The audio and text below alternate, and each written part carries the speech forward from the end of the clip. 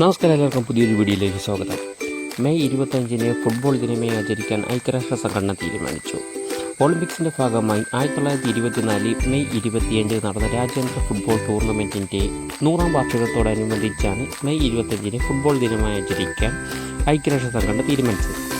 France വേദിയായി 1924 summer ഒളിമ്പിക്സിൽ football മത്സരത്തിനു വേണ്ടി 22 ടീമുകളാണ് പങ്കെടുത്തത്. 1924 മെയ് 25 മുതൽ ജൂൺ 9 വരെയായിരുന്നു summer olympics. 1924 summer olympics football മത്സരത്തിൻ്റെ ഫൈനലിൽ ഉറുഗ്വേയും സ്വിറ്റ്സർലാൻഡുമാണ് ഏറ്റുമുട്ടിയത്.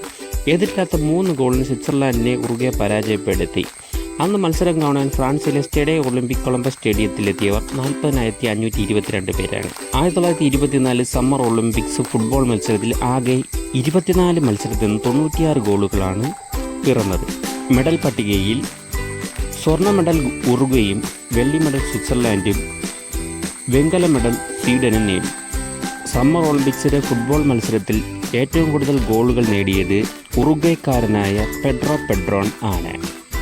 1924 ഫ്രാൻസ് വേദിയായ സമ്മർ ഒളിമ്പിക്സിൻ്റെ വെങ്കല മെഡൽ നേടിയ 3ാം സ്ഥാനത്തെത്തിയ സ്വീഡൻ്റെ പിന്മുറക്കാരനാണ് ഇപ്പോൾ കേരള ബ്ലാസ്റ്റേഴ്സിൻ്റെ കോച്ചായി എത്തിയിട്ടുള്ളത്.